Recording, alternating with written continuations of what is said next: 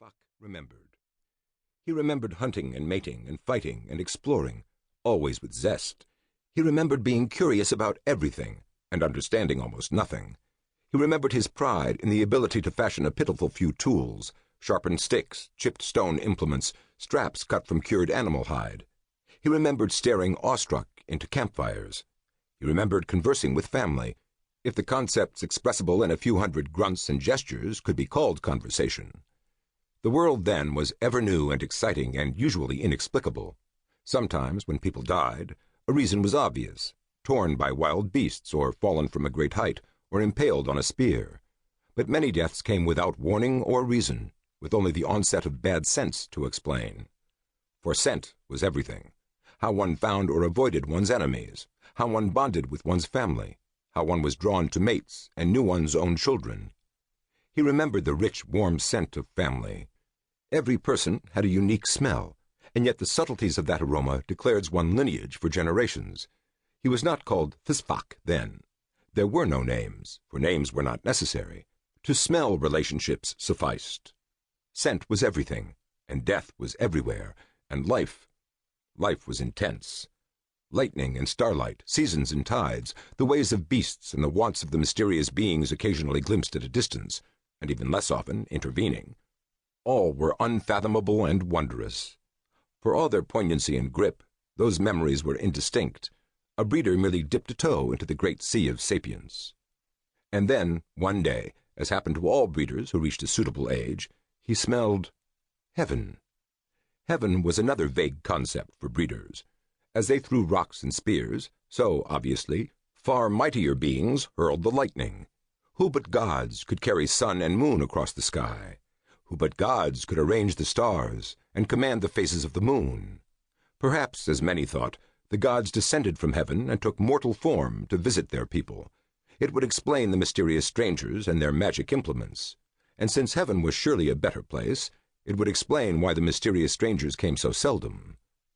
Heaven, it turned out, was not in the sky. Heaven was a tree, scarcely more than a shrub, ordinary in every way, passed many times before, entirely familiar. On that day, it exuded a scent of irresistible potency. Suddenly he had found himself prone at its roots, scratching with his bare hands at the rocky soil. The smell urged him forward, downward, indifferent to torn fingernails and flayed skin and the blood streaming from his hands. He must find... He did not know what. Fingers digging madly found a gnarled, yellow-orange length of tree root. The scent grew overpowering. When next he was aware of himself, his stomach was painfully engorged. His jaws worked mindlessly on a mouthful of something almost too fibrous to chew. He was flat on his back beside a length of exposed tree root, from which a few rough-skinned tubers still clung.